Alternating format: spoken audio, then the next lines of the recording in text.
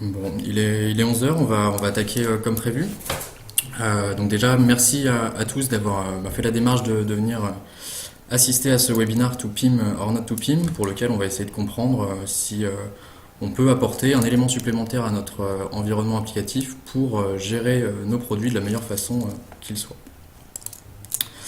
Je vais donc intervenir en trois temps. La première partie va consister en tout cas à définir ce qu'est un PIM sur la base d'exemples de situations que vous pouvez probablement vivre si vous n'êtes pas encore passé à l'administration de vos produits par l'intermédiaire d'un PIM, avant de voir un cas client qui est le cas de Villaverde, pour lequel on verra quelles problématiques étaient posées et quels problèmes ont pu être solutionnés par l'intégration d'un PIM sur ce projet. On passera ensuite sur la démonstration rapide des fonctions essentielles de l'interface d'Akeneo avant de passer aux questions-réponses en fonction du temps qui nous reste. Pour bien poser le contexte, donc, je suis Romain André, chef de projet chez Synolia, en charge de la partie Akeneo et du développement de l'offre. Et Synolia, plus précisément, c'est une agence fondée en 2004, donc qui possède un peu plus de 10 ans d'expertise sur trois métiers principaux que je vais vous détailler juste après, qui représentent aujourd'hui un peu plus de 45 collaborateurs, uniquement en France, entre deux agences à Lyon et Paris. C'est donc trois pôles d'expertise, un pôle d'expertise CRM sur les solutions open source Sugar CRM, Oro CRM et plus récemment sur Salesfusion, un pôle d'expertise en BI et sur des solutions analytiques telles que Qlik ou Ready to Click, et surtout, ce qui va nous intéresser aujourd'hui, une expertise en termes d'e-commerce sur les solutions open source Magento, PrestaShop et naturellement Akeneo.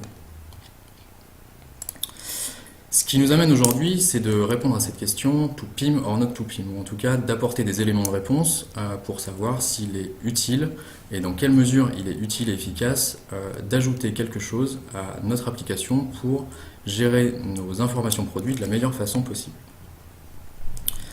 On va donc se baser avant tout sur deux chiffres assez marquants. La première information, c'est qu'il faut savoir que moins d'un tiers seulement des marchands sont satisfaits du processus de gestion de leur catalogue. Seulement un tiers, ce qui signifie que 70% des web marchands aujourd'hui sont confrontés à des difficultés, dont peut-être vous faites partie, des difficultés en termes d'administration des données et des informations pour la gestion de leurs produits. Ce qui amène un autre chiffre assez marquant, à savoir que 75% des données de l'e-commerce mondial, selon un rapport de Catherine Barba pour la FEVAD, sont erronées. Erronées pourquoi? Parce que mal gérées, parce qu'obsolètes, parce que tout simplement erronées ou inadaptées au canal de diffusion de vos produits. Tout ça pourquoi? À mon sens pour ça, parce que l'administration des produits implique régulièrement des sources relativement variées en termes d'informations, qu'il s'agisse de RP, de vos médias, que ce soit des images ou des vidéos, ou encore des sources de données diverses, ça peut très bien être des fichiers Excel sur votre poste en local, qui vont nécessiter une grande diversité d'informations sur des formats relativement différents pour les injecter aujourd'hui dans votre applicatif e-commerce. Comment ça se passe aujourd'hui? Afin de consolider toutes ces informations et de les injecter dans votre solution, aujourd'hui on passe par ça. On passe par des fiches Excel. D'abord une, puis plusieurs, parce que vos informations produits vont évoluer d'une saison à l'autre, qu'une traduction va être nécessaire en termes de titre, en termes de description, à destination de vos applications si vos sites sont multilangues par exemple. Ou alors sujet par exemple à des saisonnalités, c'est-à-dire que vous allez devoir faire évoluer ces fiches et ces traductions si vos produits sont soumis à une saisonnalité, c'est-à-dire des données différentes entre une collection hiver et une collection été par exemple. Ce travail va être fait pour votre solution e-commerce, mais également recommencer pour vos catalogues papier par exemple, et pour quelques canal de diffusion que ce soit, qu'il s'agisse d'une application mobile par exemple, ou peu importe le canal de diffusion final. C'est à ce moment-là que l'intérêt du PIM, je vais essayer de faire vite Silver, je vous remercie. L'intérêt du PIM se positionne, c'est-à-dire qu'est-ce qu'un PIM? C'est un outil qui va vous permettre de centraliser et d'harmoniser l'ensemble des données produits, quelle que soit leur provenance et quelle que soit la destination, c'est-à-dire le canal de diffusion définitif. Ce qui va permettre une évolution du schéma présenté tout à l'heure, c'est-à-dire que le PIM va vous permettre d'intervenir en 3 temps. La première, elle va permettre de collecter l'ensemble des informations produits pour les agglomérer dans votre solution PIM, ce qui va vous permettre de les rechercher, les enrichir, les traduire et bien sûr les maintenir à jour pour permettre de les diffuser depuis une seule source d'information vers l'ensemble de vos canaux de diffusion. Aujourd'hui, sur ce marché, il existe bien évidemment plusieurs solutions propriétaires comme celles que vous avez à l'écran. Le but d'aujourd'hui, ce n'est pas de les décrire, mais il existe surtout des solutions open source. Open source comme PIMcore ou Akeneo. Akeneo qui prend en compte pas mal d'éléments qui sont importants chez Synolia, à savoir la notion d'open source, c'est-à-dire que Akeneo va pouvoir être considéré comme un socle technique sur lequel on va pouvoir baser des développements spécifiques en fonction, bien évidemment, du spécifique de votre projet. Et c'est dans ce cadre-là que Synolia s'est intégré en termes de partenariat dès les débuts d'Akeneo. Pourquoi ? Parce qu'aujourd'hui, Akeneo a fait le choix de travailler à destination de l'utilisateur final, notamment par l'interface d'administration qui est user-friendly, on le verra un petit peu plus tard dans la présentation. C'est une solution qui est basée sur Europlatform, qui est le socle technologique partagé par notamment EuroCRM et Magento, ce qui va permettre d'avoir une solution nativement connectée à Magento.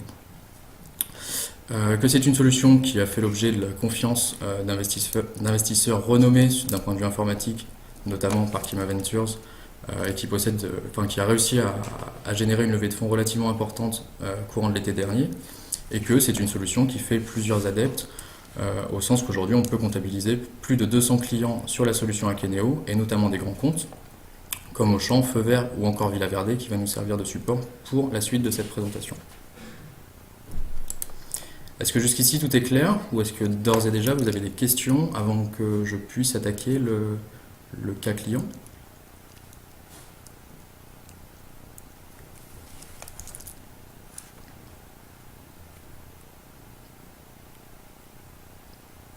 Bon, très bien. Arnaud, j'y reviendrai un petit peu plus tard dans la présentation, mais naturellement qu'on peut se connecter à PrestaShop, j'y reviendrai un petit peu plus tard. Je vais donc appuyer cette phase plutôt théorique sur un cas concret, qui est un cas client qu'on a mené chez Synolia avec le client Villa Verde.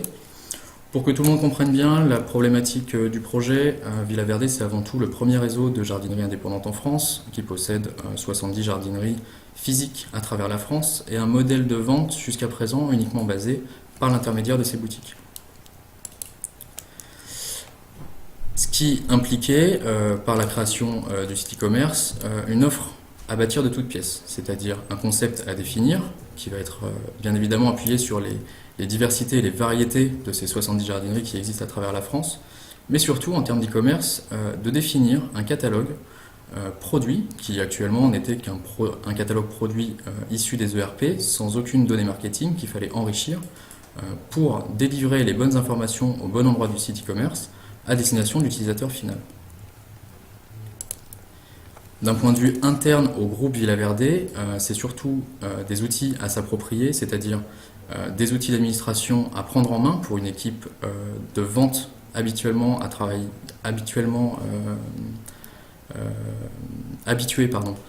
à travailler sur des fichiers Excel, des données plutôt imbuvables à destination de logiciels de caisse par exemple, et pas du tout à destination des clients finaux. C'est-à-dire une conduite de changement à mener dans l'utilisation des outils et des process au sein des équipes Villa Verde. Donc la solution, je vais passer très rapidement sur cette slide, mais la solution qui a été proposée, c'est avant tout de bénéficier d'une instance Magento Enterprise en 1.14 qui allait permettre de gérer toute cette quantité de données que Akeneo allait injecter, pour piloter un catalogue très riche et relativement profond, on le verra un tout petit peu plus tard, pour 70 jardineries, et que dans ce cadre-là, l'intégration d'un PIM a nécessairement été une nécessité. Si je m'appuie sur le schéma que je vous ai présenté tout à l'heure, à savoir les 3 phases de collecte, d'enrichissement et de diffusion, comment ça se traduisait pour le client Villaverde? Aujourd'hui, la collecte des informations était issue de grand nombre de fournisseurs, issue de grand nombre à destination de produits catégorisés sur de nombreuses familles relativement différentes, puisque Villaverde va commercialiser à la fois du végétal, mais aussi des animaux, mais également des produits de décoration. On imagine assez facilement la diversité des attributs, des jeux d'attributs et de toutes les données catalogues que ça pouvait impliquer dans la définition de ce catalogue. Et qu'en parallèle, c'est quelque chose qu'il fallait faire assez vite pour de nombreuses références, puisque l'objectif pour information au lancement du projet était la mise en place d'un catalogue de 25 000 références. Aujourd'hui, bien évidemment, c'était la collecte de ces 25 000 références pour constituer un catalogue général administré par le groupe à destination des 70 jardineries.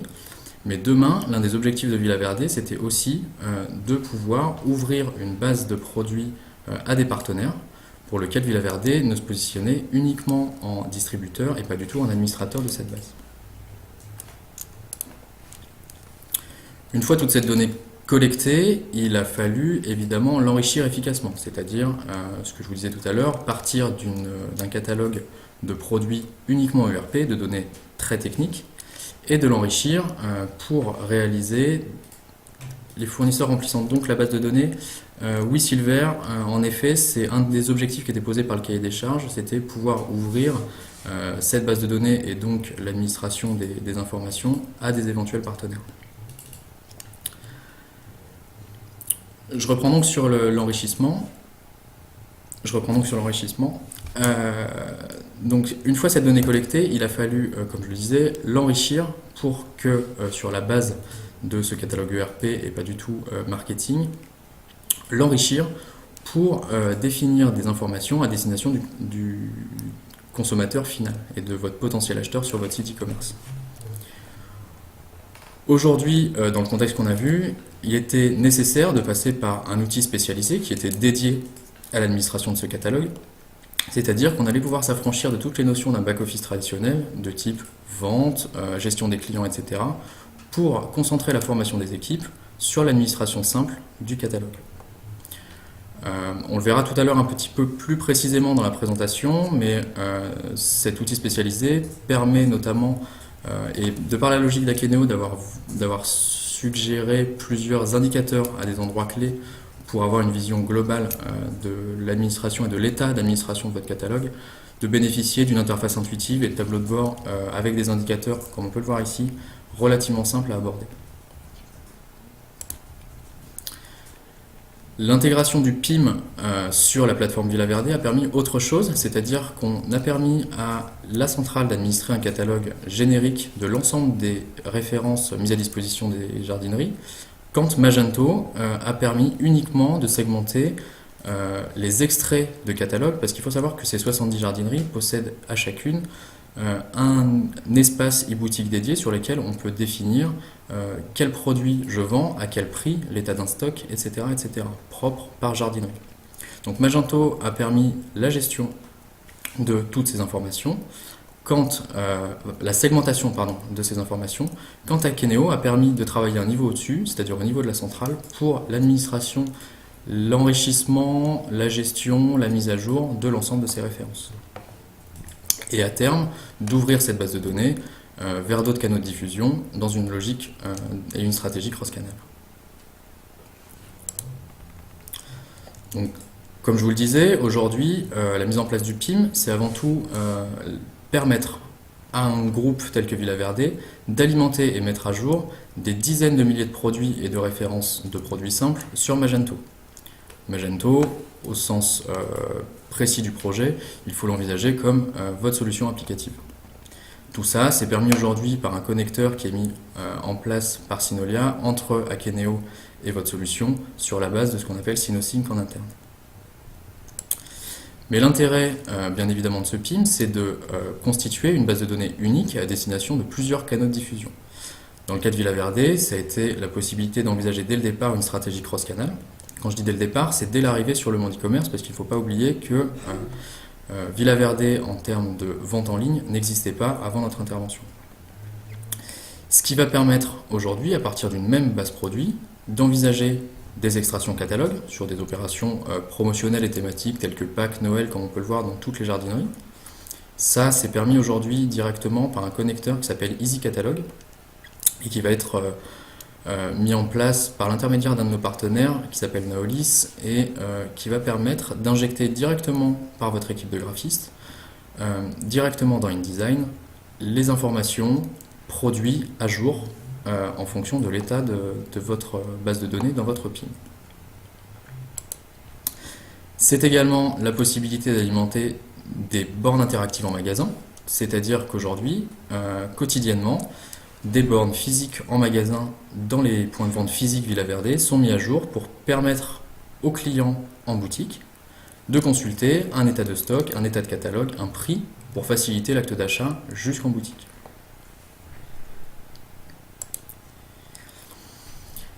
Pour faire un bilan chiffré, je vous le disais en introduction de ce cas client, le lancement de ce site internet, au lancement de ce site internet, l'objectif de 25 000 références était posé par l'équipe Villaverde. Il faut savoir que dans le même temps, à la mise en ligne du site, le passer par un PIM a permis la mise en place de 38 000 références à disposition des jardineries. Aujourd'hui, à un peu plus de 3 mois d'exploitation, on a permis de mettre en place un catalogue de 60 000 références. Donc globalement, l'intégration du PIM a permis de travailler plus vite, mieux, et de mettre en place plus rapidement le catalogue produit désiré. Et bien évidemment d'aller plus loin. Aujourd'hui, c'est un travail qui a été réalisé 100% en interne par les équipes métiers initialement non formées au métier de l'e-commerce.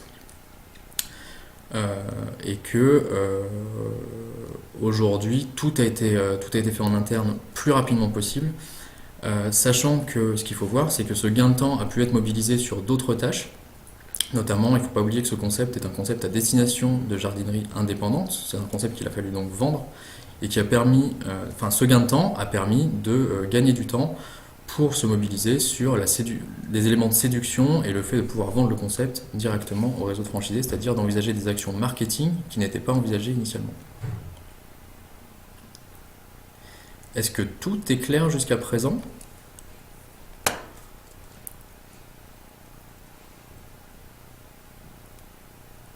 Bon, dans ce cas, je vais continuer. Merci pour vos retours. Je vais continuer sur ce qui vous intéresse probablement le plus aujourd'hui, à savoir une démonstration de l'outil, de l'interface et des fonctionnalités principales, l'objectif n'étant pas de s'attarder sur toutes les fonctionnalités d'Akeneo aujourd'hui.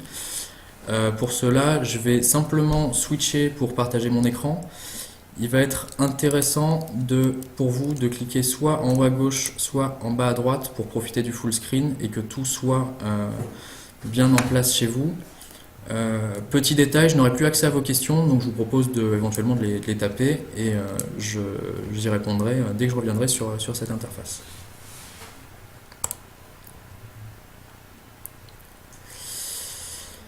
Voilà à quoi ressemble donc Pardon, excusez-moi.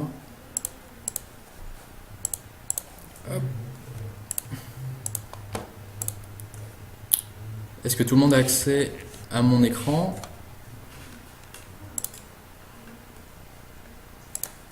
A priori, c'est bon. Donc voilà l'interface de connexion à l'administration d'Akeneo. Je vais donc me connecter dans un premier temps à un compte qui possède tous les droits, un compte SuperAdmin. Et voilà à quoi ressemble la page d'accueil, votre dashboard, dans votre solution Akeneo, pour laquelle on va retrouver l'ensemble des étapes que je vous présentais tout à l'heure, à savoir les phases de collecte, les phases d'enrichissement, les phases de diffusion et les phases de paramétrage et de système sur lesquelles je n'entrerai pas dans le détail aujourd'hui. Ce qu'il est important de voir, c'est que dès l'arrivée sur ce dashboard, on va pouvoir avoir des points d'accès rapides pour administrer toutes les entités standards d'Akeneo, à savoir mes catégories, qui vont être considérées comme l'arborescence de mon site e-commerce, mes attributs, qui sont mes informations produits, la gestion des familles, qui sont des groupes d'attributs qui vont permettre notamment à faire des filtres en termes de droits par rapport à mes utilisateurs, j'y reviendrai un petit peu plus tard, et bien évidemment la gestion des produits. Ce qu'on voit également, c'est que en standard, on a également l'historique des opérations les plus courantes, notamment d'import et d'export, qu'on a éventuellement des demandes d'action, ici une demande d'approbation de revue, j'y reviendrai encore un peu plus tard, vous comprendrez de quoi il s'agit, mais surtout des indicateurs permanents sur le niveau de complétude de mes produits par canaux et par locale. Ce qu'on entend par locale, c'est une donnée de langue, on voit ici allemand, anglais et français, qui vont un petit peu plus loin, c'est-à-dire que ces locales sont géolocalisés, c'est-à-dire qu'on va pouvoir facilement faire la différence entre l'anglais US et l'anglais UK par exemple. Je vais donc passer volontairement la phase de collecte, sur laquelle il est relativement peu intéressant d'intervenir aujourd'hui. La seule chose à savoir, c'est que la collecte de ces informations peut très bien se faire par ce qu'on appelle dans Akeneo des profils d'import, qui vont me permettre d'importer à la fois, bien évidemment, mes produits, mais toutes les valeurs structurelles de mon catalogue. Ce qu'on entend par valeurs structurelles, ça va être bien évidemment les catégories, qui vont pouvoir définir l'arborescence de mon catalogue, mais aussi les attributs, les groupes d'attributs, etc., etc. Donc toute donnée produit ou structurelle de mon produit. Je vais donc rentrer rapidement sur la phase de gestion des produits, pour laquelle j'aurais très bien pu accéder par ici également, qui va poser pas mal de concepts propres à Akeneo, en tout cas propres au PIM. On va retrouver dans un premier temps ma notion de locale. Ici, c'est-à-dire que je vais pouvoir switcher très rapidement sur mes différentes vues, si mon site est multilingue, entre mes vues anglaises, allemandes et françaises. On va retrouver sur la gauche la notion de catalogue, qui est le niveau principal. Dans le cadre de cette démonstration, je peux voir que j'ai deux catalogues, le catalogue de vente et le catalogue master. Le catalogue master, c'est le catalogue sur lequel je suis actuellement. C'est le catalogue qui va me permettre d'affecter mes produits dans le cadre de mon site e-commerce par exemple. De mon site e-commerce, mais également de tous mes canaux de diffusion possibles. J'ai également un catalogue des ventes qui va être hiérarchisé totalement différemment, en l'occurrence par marque par exemple, qui va me permettre de gérer mes produits en interne totalement différemment de la façon dont je vais les communiquer sur mon applicatif e-commerce. On retrouve ici toute une zone de filtre. Ce qu'il faut savoir, c'est que ces filtres sont propres à moi, utilisateur, c'est-à-dire que assez facilement, si j'estime que ces notions ne sont pas utiles pour mon illustration, je vais pouvoir les filtrer, les mettre à jour et définir la vue qui est la plus opportune pour la gestion de mes produits. Même chose pour le listing qu'on retrouve ici. Ici, avec ce bouton, je vais pouvoir affecter très simplement en drag and drop des fonctions, des informations sur mon produit disponibles sur mon listing. C'est-à-dire que si je définis que l'image principale est une donnée importante pour moi, je vais l'appliquer et naturellement, mon listing va être mis à jour et l'image va être définie sur l'ensemble des produits de mon listing. Je ne vais pas aller beaucoup plus loin sur cette vue listing, je vais tout de suite rentrer dans ce qui nous intéresse, c'est-à-dire l'administration d'un produit. Si je prends celui-ci par exemple, on va toujours retrouver cette navigation à deux niveaux, avec les onglets que je vais pouvoir avoir ici, mais également cette colonne qui va revêtir l'aspect de ce qu'on a vu initialement sur le dashboard, c'est-à-dire les familles d'attributs. Familles d'attributs qui vont me permettre de filtrer les droits en fonction de mes utilisateurs, c'est-à-dire que là je suis super admin, mais si je crée un utilisateur, un chef de rayon par exemple, qui va devoir administrer uniquement les données techniques d'un produit, je vais pouvoir filtrer à ce niveau sur les données techniques et donner l'accès uniquement, dans le cas de ce produit, au poids, aux différents attributs nécessaires pour l'administration de mon produit. Sur cette partie-là, comme vous avez pu le voir, on retrouve toutes les informations de mon produit. La référence, par exemple, qui est la seule donnée obligatoire à la création d'un produit dans Akeneo, mais également toutes les données marketing, telles que le nom, la description, etc. Ce qui va être intéressant sur cette vue, c'est ce petit picto. Vous voyez que à la suite du champ nom, on a ce picto qui nous indique valeur localisée. Valeur localisée, qu'est-ce que ça veut dire? Ça veut dire que ce champ va pouvoir être traduit et différencié en fonction des locales que je vous présentais en introduction de cette démo. C'est-à-dire qu'ici, je vais pouvoir définir un nom en anglais, passer en français, on voit que la modification n'a pas prise, et donner un autre nom à mon produit en français, sans avoir affecté la vue anglaise. On a également, sur le champ description, un nouveau picto, qui s'appelle ciblé par plus... Ah, pardon. Le produit n'est pas bon. Je vais simplement revenir sur un produit.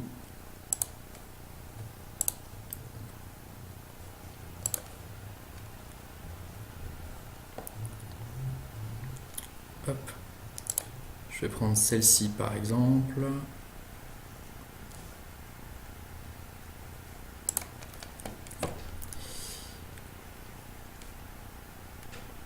Ici, je découvre, excusez-moi, c'est l'effet des mots évidemment. Je vais insister sur une fonctionnalité que je n'ai pas vue jusqu'à présent, qui va être la notion de traduction. En plus de ce qu'on a vu tout à l'heure, c'est-à-dire la possibilité de traduire un nom en fonction de ma locale, c'est ici, vous avez le bouton traduire depuis. C'est-à-dire que par défaut, dans cette démo, l'anglais est ma langue par défaut. Si je passe en français, dans le cadre de produits relativement techniques comme ceci, on va pouvoir définir que l'anglais est la langue à associer pour toutes ces traductions. Je vais donc pouvoir bénéficier de ce champ, traduire depuis, définir ma langue par défaut, de l'anglais, et on voit ici par exemple que je vais pouvoir facilement, je vais le supprimer volontairement pour que ce soit flagrant, définir que cette donnée est commune à l'ensemble de mes locales et tout à fait simplement, attendez, j'ai quelques problèmes, je vais simplement me reconnecter.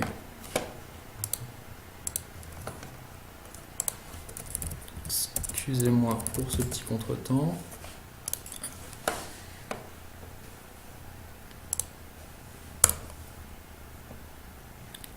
Hop, je reviens sur mon produit.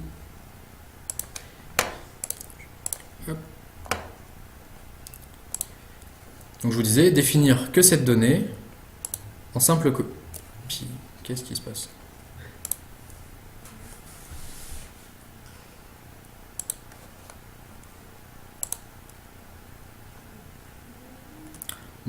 Bref, je vais essayer de faire au plus simple, mais je pense que vous avez compris la logique, à savoir que je vais pouvoir définir certains champs à copier automatiquement, directement, dans certains attributs en fonction de mes locales. Je vais ensuite passer à l'onglet catégorie, qui est l'onglet probablement le plus simple de tout ce qu'on va pouvoir voir ici, qui est simplement la définition de l'affectation de certains produits à certaines catégories en fonction des catalogues que l'on a vus tout à l'heure. Donc je me rends compte que dans le cadre de mon catalogue master, ce produit fait partie de la catégorie des écrans d'ordinateur, mais que je peux très bien, par rapport au catalogue vente plutôt technique en interne, associer à plusieurs catégories, en l'occurrence probablement la marque et ici le rayon auquel tout serait associé. On bénéficie ensuite d'un onglet qui s'appelle Association. Qu'est-ce que c'est l'onglet Association? C'est l'onglet dans lequel, alors pas dans le cadre de ce produit, mais il faut imaginer que vous avez le même listing que sur la page d'accueil à cet endroit, sur lequel vous allez pouvoir administrer vos ventes incitatives, vos ventes croisées, vos ventes packagées, C'est-à-dire que dans le cadre d'une chaise, par exemple, je vais pouvoir associer la table de la même collection, dans le cadre d'un écran, le câble HDMI associé, etc., etc. La notion de proposition, j'y reviendrai un tout petit peu plus tard. On va passer directement à la notion de complétude. La notion de complétude, c'est la notion sur laquelle est calculée la totalité, enfin l'administration complète des données pour un produit. C'est-à-dire que lors de la définition de mes attributs et de mes familles d'attributs, j'ai défini certaines valeurs comme obligatoires pour considérer que ce produit est complet et donc prêt à être exporté à destination de mes différents canaux. On se rend compte que dans le cadre de ce produit, en langue allemande et en langue anglaise, pas de problème, tout a été administré. En revanche, en français, une valeur est manquante, et simplement en survolant cette notion, on sait que c'est la description qui manque. Je vais pouvoir donc retourner dans mes attributs, retourner dans la partie marketing, en français, et administrer la description qui manque. Les commentaires, simplement la possibilité, dans le cadre d'une intervention multi-user, de laisser des commentaires sur un produit donné.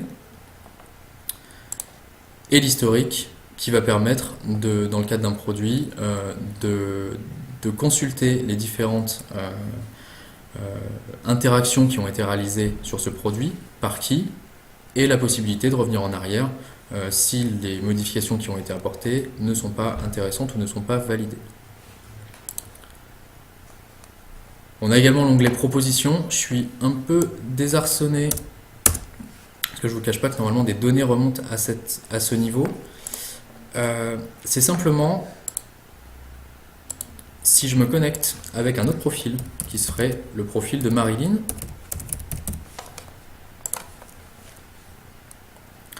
Marilyn qui est ma rédactrice marketing et pour qui j'ai filtré certains droits, c'est-à-dire qu'elle va pouvoir enrichir les produits.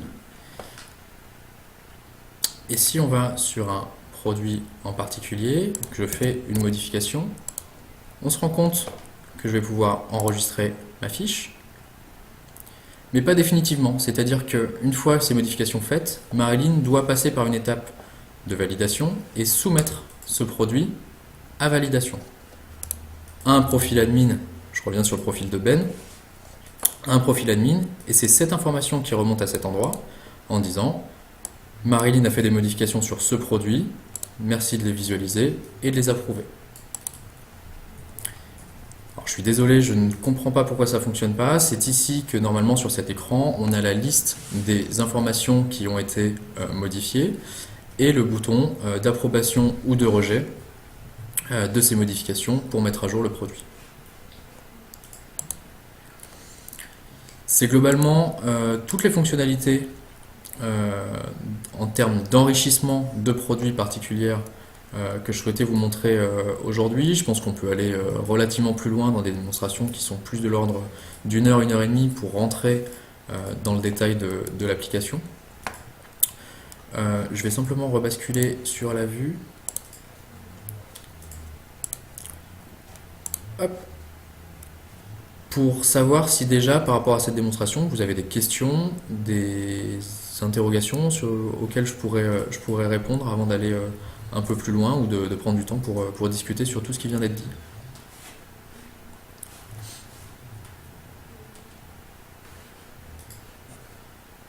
Alors Arnaud a une question. Non, André, pardon.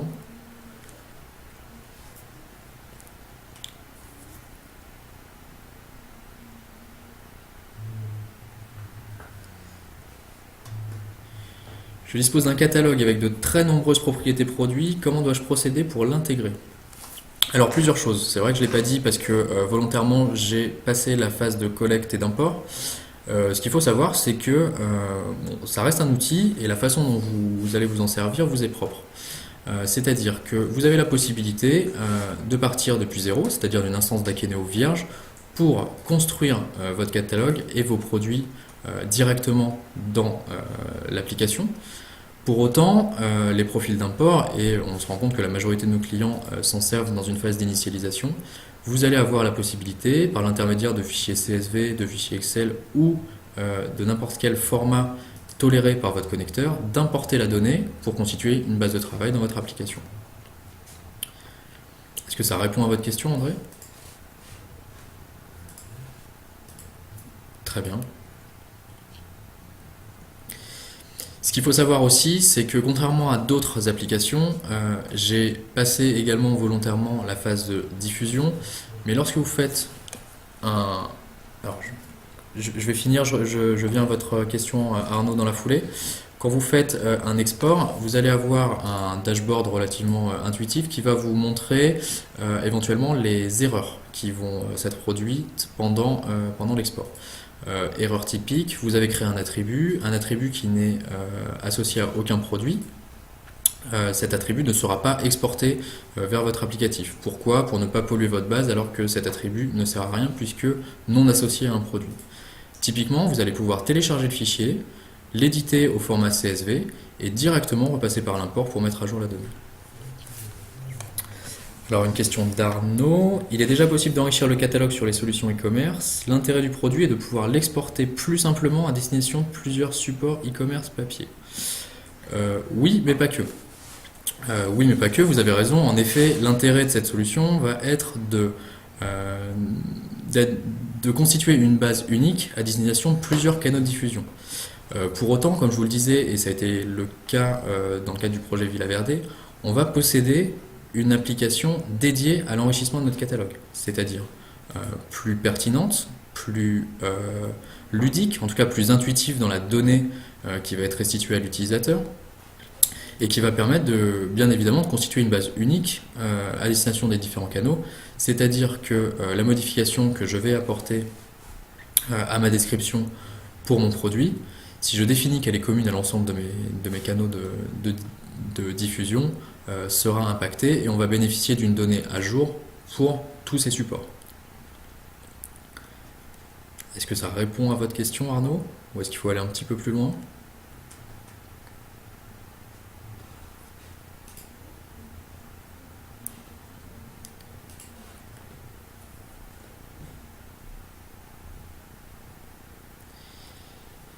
Il n'y a pas d'intérêt pour un site e-commerce seul. Pas nécessairement. C'est-à-dire que pas nécessairement, c'est-à-dire qu'on peut trouver un intérêt dans le cadre d'un site e-commerce seul. L'intérêt, il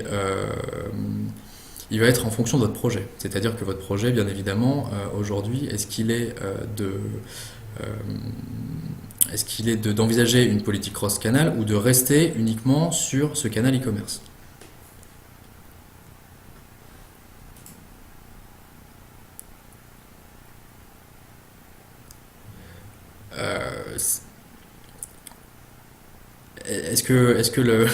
Alors j'ai pas dû être assez clair. Est-ce que aujourd'hui, dans le cadre de votre projet, vous envisagez de rester uniquement par l'intermédiaire d'un site e-commerce ou vous envisagez également d'extraire des segments de votre catalogue à destination d'une application mobile, par exemple?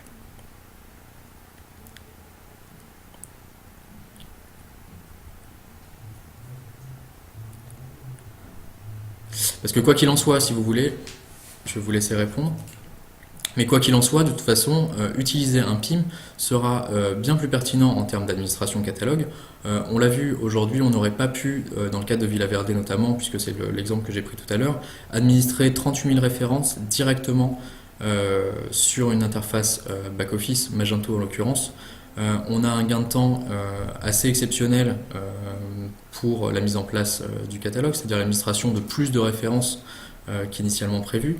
On va avoir une gestion des droits plus fine, chose qui n'est pas permise en standard dans votre application, dans le cadre d'une gestion multi-user. Vous allez avoir un flow d'approbation, comme ce que je vous montrais tout à l'heure, c'est-à-dire que des administrateurs de votre catalogue vont pouvoir mettre à jour la donnée et la soumettre à validation, chose qui n'est pas possible dans votre applicatif. C'est tout un tas de fonctionnalités comme ça qui va vous permettre d'aller plus efficacement et plus loin dans l'administration de votre catalogue par l'intermédiaire du PIM. Bon, c'est parfait.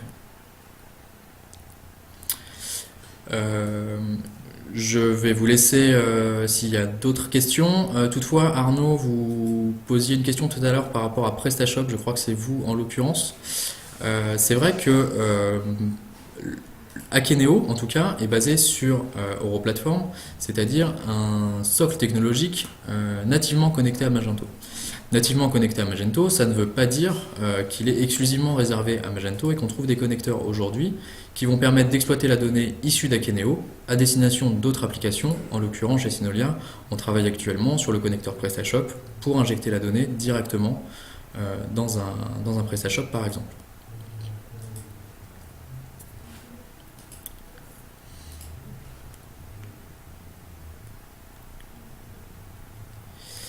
Une autre question d'André, peut-on avoir des critères de complétude différents par canaux? C'est une très bonne question. Par exemple, je ne veux pas envoyer les mêmes informations à l'imprimeur de mon catalogue et à mon webmaster. Tout à fait, ça c'est quelque chose qui est tout à fait possible. C'est géré au niveau de ce qu'on a ici et ce qu'on voit à l'écran, c'est ce qu'on appelle les familles d'attributs. C'est-à-dire qu'une famille d'attributs qui va regrouper plusieurs valeurs et informations de mon produit. C'est-à-dire, par exemple, tout à l'heure, c'est ce qu'on avait en termes de données techniques, de données marketing, etc., etc. Et pour toutes ces familles, je peux définir que ces critères sont obligatoires ou non pour considérer qu'un produit est complet et donc prêt à l'export en fonction de mes canaux. Je vais prendre un exemple très simple, c'est-à-dire que aujourd'hui, je peux tout à fait définir que mon site e-commerce, si on prend la valeur prix est obligatoire à destination de mon site e-commerce. En revanche, pour mon application mobile, qui est simplement une application de consultation de catalogue et qui n'informe pas sur le prix, cette valeur prix ne sera pas obligatoire. Donc ça, c'est tout à fait valable.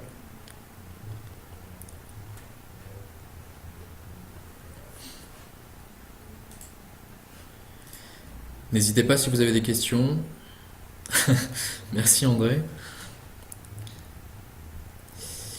Si vous avez d'autres questions, sachant que de toute façon, moi je me tiendrai à votre disposition pour envisager des démonstrations plus poussées et plus précises sur votre projet particulier. Est-il possible de recevoir la présentation par email? À confirmer, mais je pense que la présentation sera disponible pour tous les participants directement sur le site web Ikeo. Si ce n'est pas le cas, on aura vos coordonnées et je me chargerai de vous la transmettre sans aucun problème.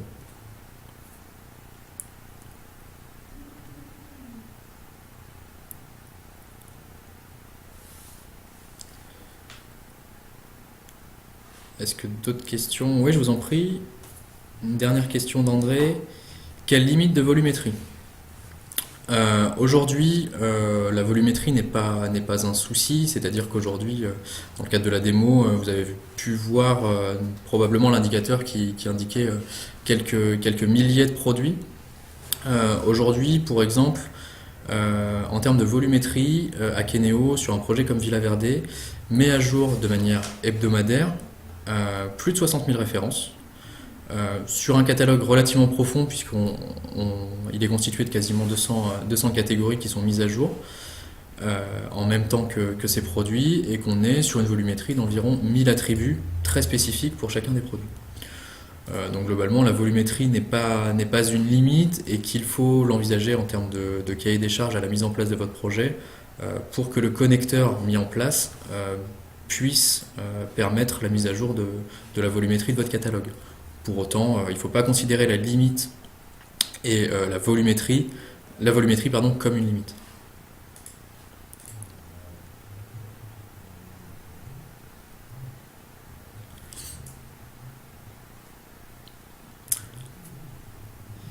Est-ce que d'autres questions à propos de ce connecteur justement? Vous parliez de Synosync. Oui, tout à fait. Synosync, c'est la brique propre à Synolia.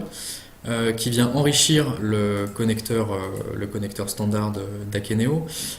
Pourquoi, on peut se poser la question, pourquoi il a fallu enrichir un connecteur qui existe sur Akeneo pour faire le pont entre un applicatif qui est Akeneo et un autre qui est Magento alors que c'est nativement connecté? Aujourd'hui, c'est simplement pour tirer de meilleures performances, notamment liées à cette volumétrie. C'est ce que je vous présentais en introduction, c'est ce qui nous fait choisir aujourd'hui des solutions open source pour se baser en termes de socle technique sur ces solutions, sur leur mise à jour et leur maintien, mais qui permet également de mettre une brique supplémentaire dans le cadre de projets très spécifiques, ce qui était le cas de Villa Verde, puisqu'on a un catalogue, encore une fois, très profond, relativement complexe, et qui possède de nombreuses références qui nécessitaient des performances accrues par rapport à ce que permettait le standard Akeneo à l'époque.